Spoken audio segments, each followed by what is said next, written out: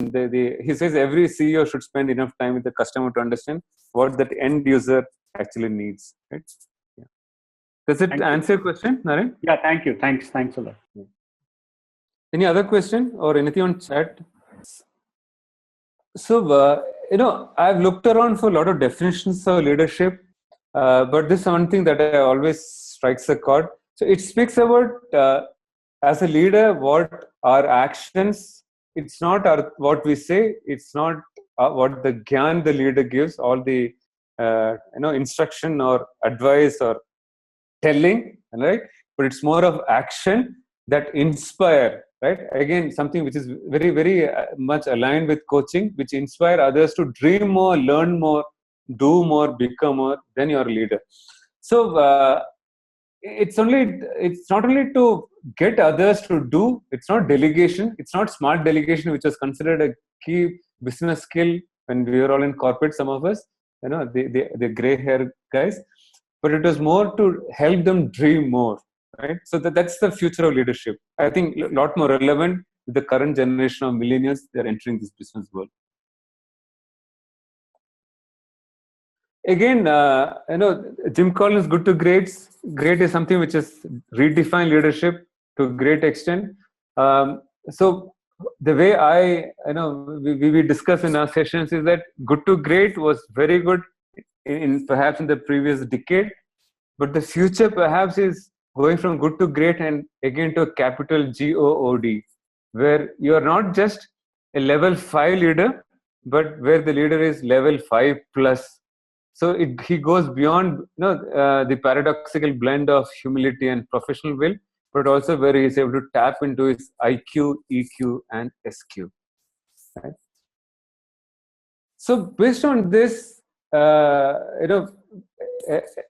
all these months and couple of years, I've kind of tried to get a holistic definition of leadership, and this I got from one of my professors who was very spiritually inclined, but at the same time very successful in his space and hugely respected. So he speaks of leadership as love for divine and its manifestation. In the Indian philosophy, the divine or the formless Brahman is also called as Purusha, and the entire manifestation is called as Prakriti. So today, if as a business leader, I am taking a decision which is not good for environment down the line, or is not good for community down the line, right? Then perhaps I am not being a level 5 plus leader.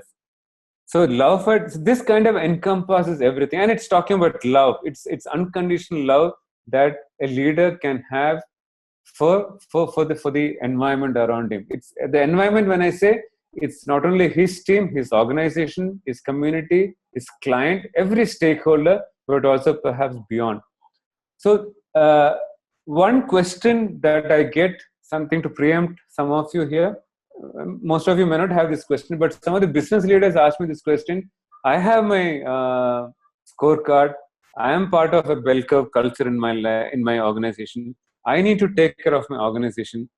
How can I make a choice between my team, my organization vis-a-vis something beyond my team and the organization? That the point is, can we step back as a leader and look at, is there a way, in a way it is not either and or, but something which is holistic, which is all encompassing? More often we just don't take that perhaps effort to step back and zoom out and look at it, because we are so caught up, we are so very caught up, all of us leaders. And when I say leaders, I'm also referring to our clients typically who are in the business world. So we are so caught up today in an extremely networked world that we rarely switch off to pause, breathe, and then take business calls, even tap into our S2 or intuition. So that unconditional love might sound, the yin and yang part, the Prakriti, not Purusha, not the masculine, but more feminine.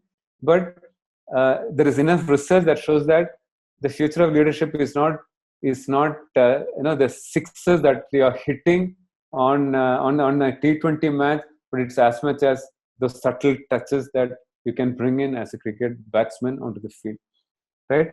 So eagerness to serve. So customer service is something which the customer will demand, where he has an option to go to social media and complain at the drop of the hat. We already discussed awareness. So the awareness, it's in that space that a leader is able to tap into his intuition and S2 and perhaps come out with path-breaking decisions and to guide his organization. Discipline. So perhaps when we want to go with the flow, there are enough articles, there is enough research to show that, like Robin Sharma is an extremely strong advocate of 5 a.m. Habit. He's got a lot of blogs and posts where he encourages his clients and coaches to start the day at 5 with a lot of things, right? Not only meditation, but fitness, but also journaling.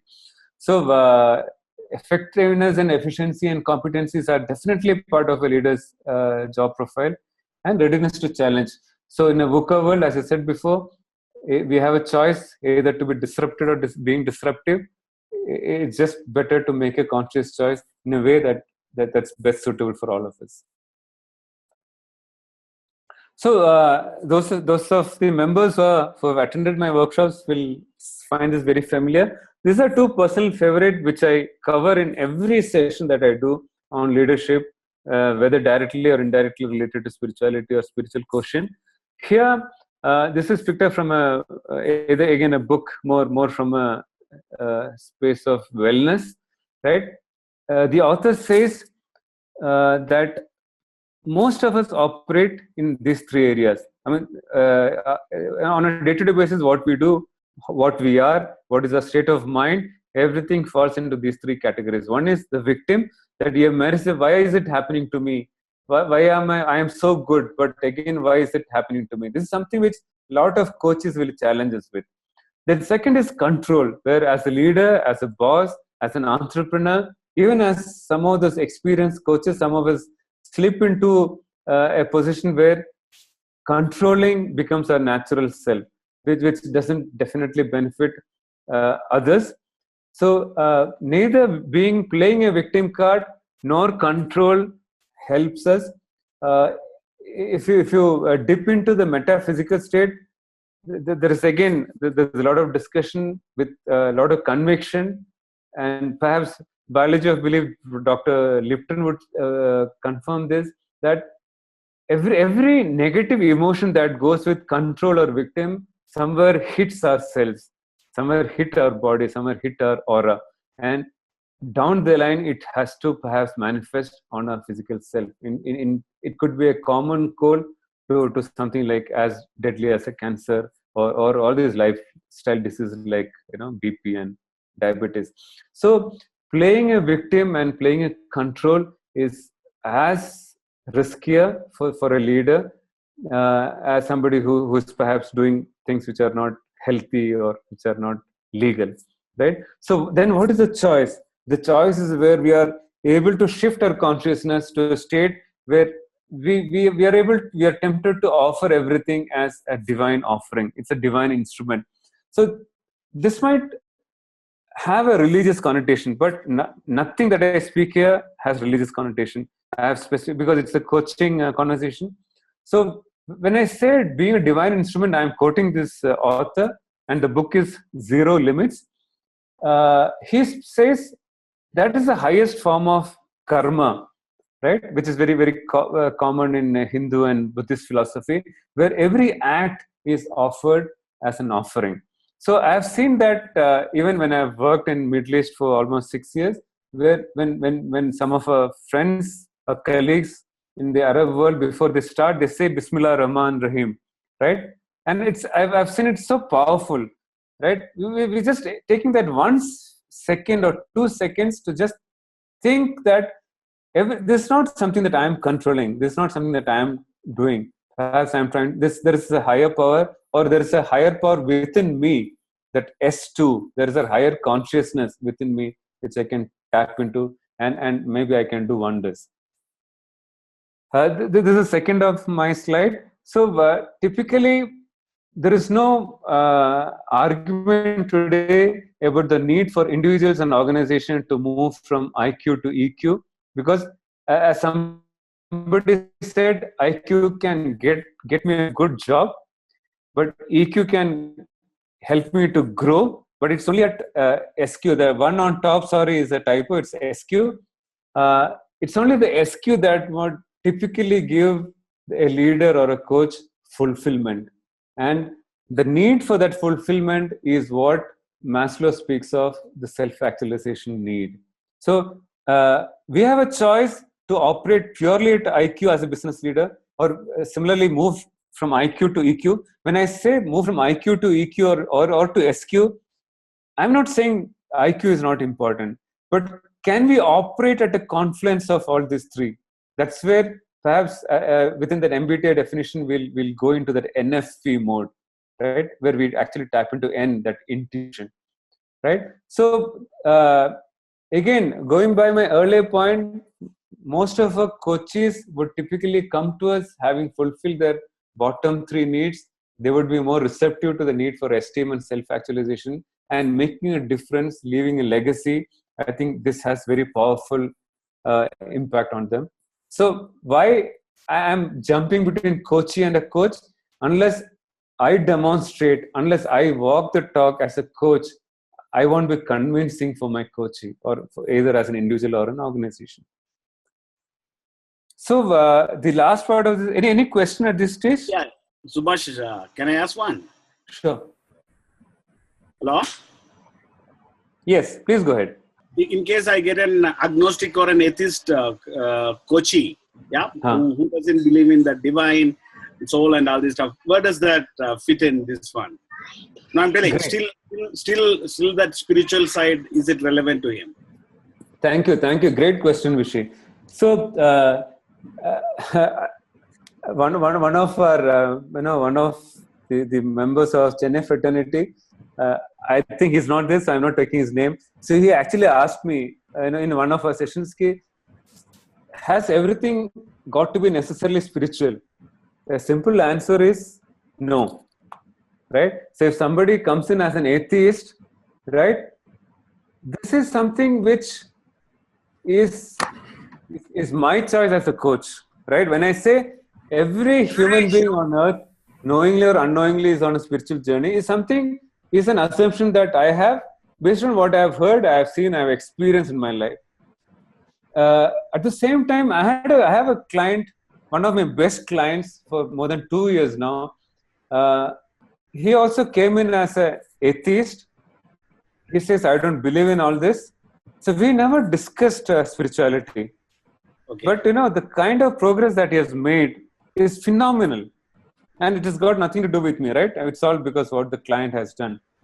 Right? For example, he says, I don't go to the place of worship. I'm specifically not saying the place because I want to keep religion out of it. He says, and that's the biggest problem my family has with me. But he says, one other thing, I know in the conversation, very early stage of conversation, he was sponsoring 2 kids from the nearby slum next to his home. So, for me, that is as spiritual as going to a place of worship and doing sadhana, a term that we use loosely, right? So, it is not my agenda as a coach to take the client from a non-spiritual to a spiritual path. 100% no. Then I am not being a coach, right? But at the same time, deep within, he has the power. He will realize it by tapping into his S2 or intuition at a time when he is ready. Yeah. Does it answer? Yeah, thank you. Yeah. Thank you. Thank you for the great question. Any other question? Or we move on? I think we were just a few minutes behind, I think so. Bharti had a comment, Subhash. Bharti, you want to share? You can unmute yourself and share it.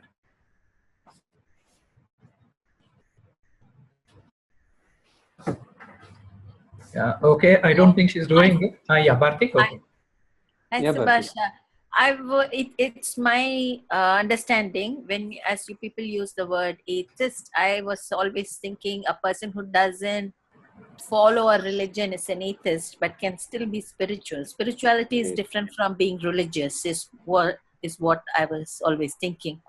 So can you elaborate a bit on that? Because you use the word atheist for someone not spiritual, but I feel it is not about spirituality, it's about religious.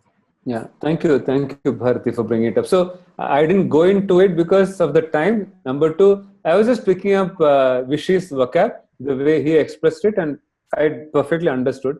So my belief or my value system as a coach or as a leader is nobody is an atheist.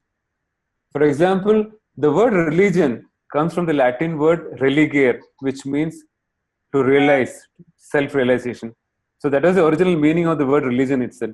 So in a coaching journey, for a coach or for a coachee or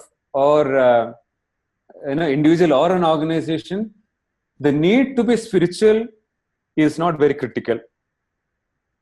But the way I see it is, whether the other person claims to be quote unquote atheist or spiritual, I would still approach the intervention or approach that person as somebody who is typically the reflection of Atma, the reflection of that soul, which is same with all of us are.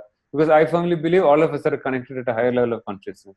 So there is no difference between me or other person or anyone else. So I don't give. So for example, the previous speaker, Ram, has been my mentor. Ram wouldn't get the benefit of being placed on a pedestal as my mentor, nor would I put someone below me as a coach client or even as in a mentoring session where I'm just a mentor or a teacher, right? It's all equal, because that is the basis of ICF definition of co-creating, right?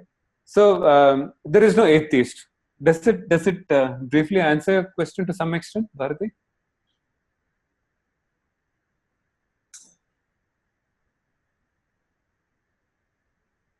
Yeah, thanks, Subhash. Yeah, thank you.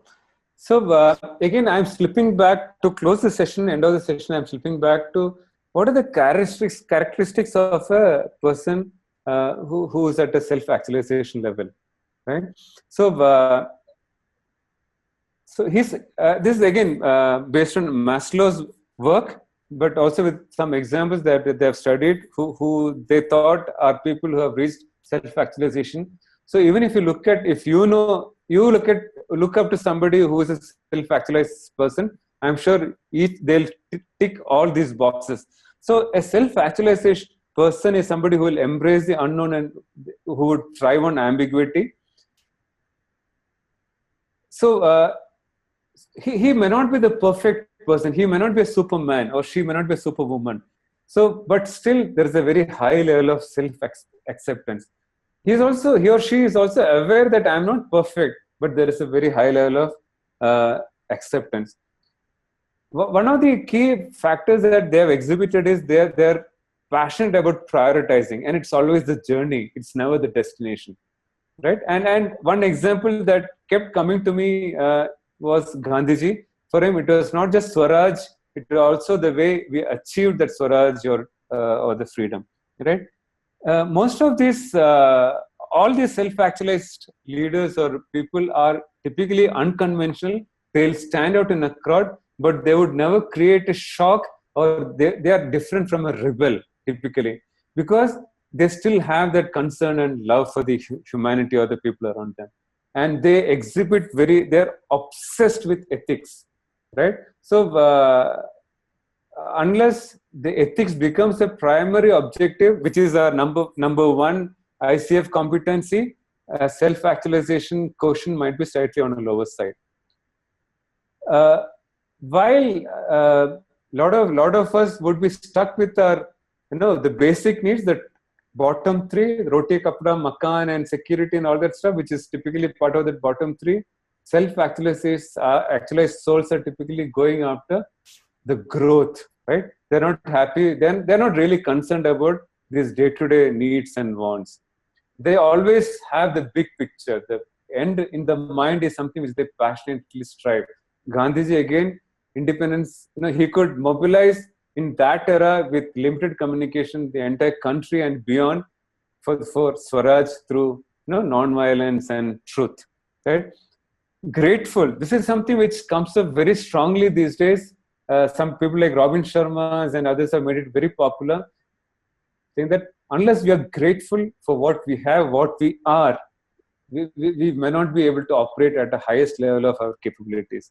So most of these, it's not a mere life coaching technique, but this gratitude is something which, somebody like Gopi Kalail, who's a Google biggie, he's written a book on internet to internet. Even he speaks about the need to maintain a gratitude journal. So self-actualize. So people typically are very grateful with what they have. So there's a very high level of ceiling on desire. At the same time, they are humble. So, one gossip some of us coach friends that we have is whenever we kind of lose that, sense of humility.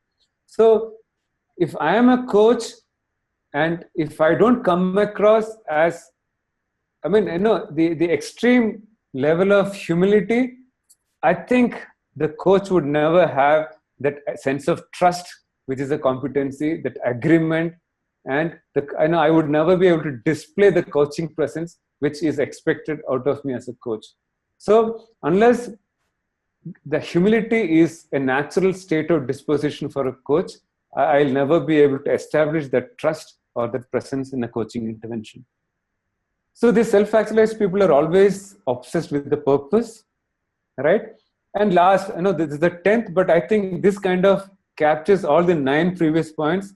They might have relationship with few, but they identify with mankind.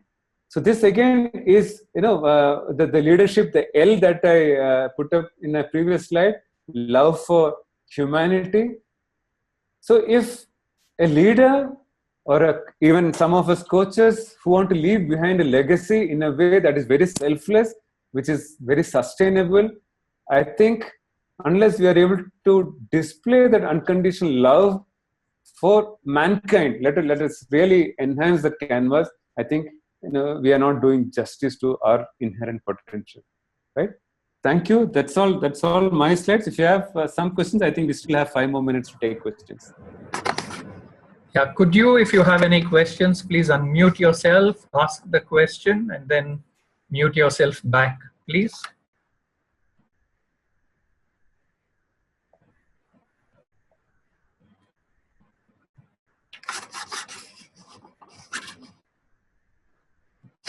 A typical coaching question. I also want to have a quick, how have you done? Any or plus and minus? Yeah. Anything positive, anything development also, if there are no questions. Subhash. Yeah. Yeah, I have a question. Yes. So, Jay? Yeah, it's Jay. Yeah. Jay. Yeah, Jay. So, the spiritual quotient and self-actualization, and what are the traits that we can, as a coach, that we need to have? How this can be implemented, or how this can be used in our session? So the purpose of keeping these 10 points toward the last 2 slides is something which I thought is the way to do, right? So one is, without really going necessarily into self-actualization state, or the definition of the word Maslow gave at a very high level, can I pick up some of these things, right? So like example, humility, for example, or the need to combine EQ, IQ, and SQ. Can I bring it up in my day-to-day activity, not only in my coaching intervention? Can it be part of my being, in my interaction with, say, my family, with whom I would take maximum liberty, right? Can it display that level of listening, which is the highest that is expected out of coach, which is totally dancing with the client, as the competency says. The moment I'm able to dance with the client, it's got nothing to do with me. It's all with the client or the coachee. And some of these grades, right? People who have actually displayed that spiritual quotient or a self-actualization level have actually demonstrated that. So can I bring in that element into my personality so that it becomes my unconscious competence, where I don't have to in my coaching conversation, it comes naturally to me. Does it make sense, Jay? Yeah. It makes sense. So if I can just add to that is, couple of things, low-lying fruits that I can think of is, as I said at the beginning, I think there is no dispute on the power of meditation.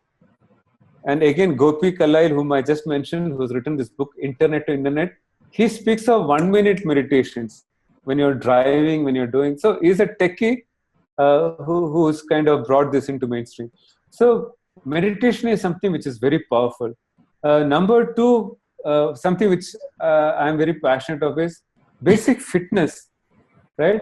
So one challenging question very early that I bring out in my coaching conversation with a new client, and it kind of remains throughout my session, is that what is his commitment, her commitment to fitness, right?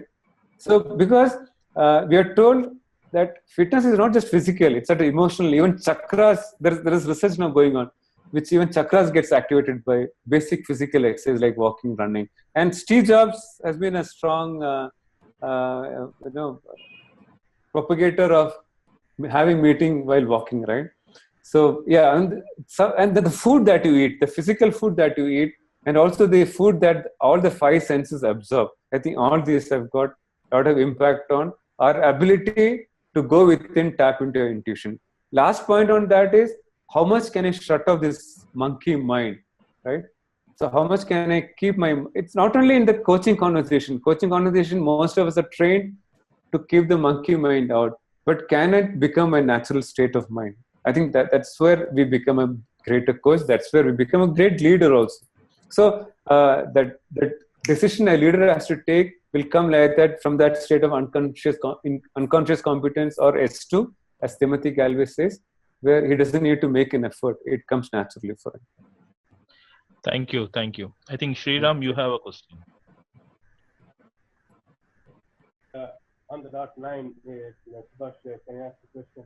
Do you speak louder, Sriram? We can't hear you. I'm fine, Sriram. Closer to the mic. So can you hear me now? Yes. Thank you.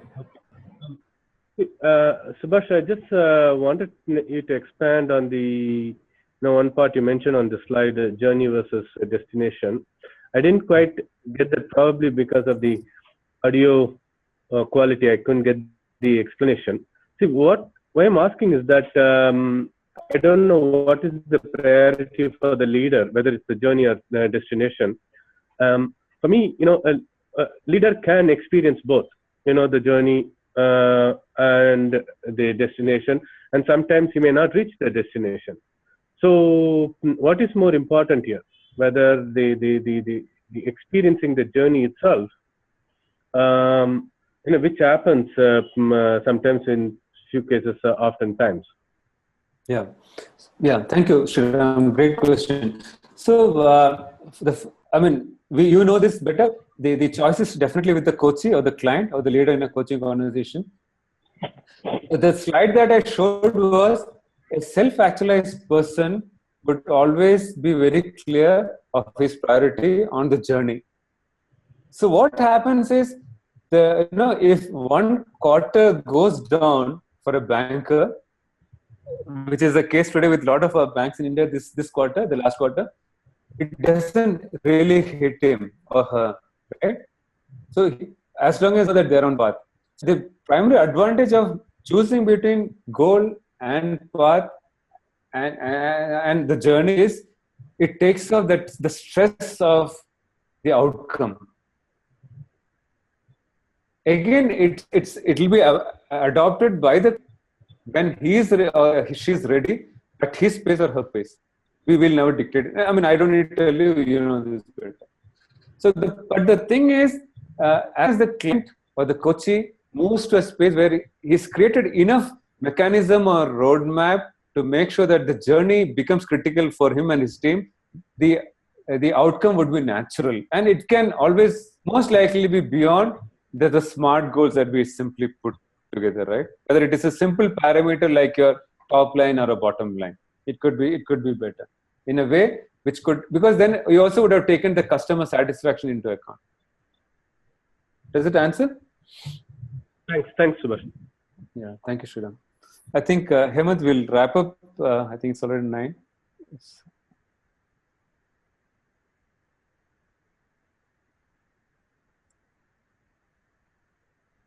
Hemant? Sorry, I think I was muted. So Yeah, you're thanks, talking, Subhash. Yeah, I think it looks like the questions are over, and we are also 3 minutes past 9. So we will wind up. But before we wind up, let me please thank Subhash for the wonderful session that he conducted. Our apologies for a temporary glitch that we had. We constantly have the problem with some people not muting mics. We need to fix that somehow, have a system. I think we'll improve as we go along. So thank you very much, Subhash, for this wonderful session. And thank you all. We had more than 20, 25 participants today. Thank you very much for spending an hour with us. I hope you had a fruitful evening. And I look forward to having you for tomorrow and day after sessions also. Thank you all very much. Thank you. Thank you, Thank you, Subhash. everyone. Bye-bye. Thank you, everyone. Bye-bye.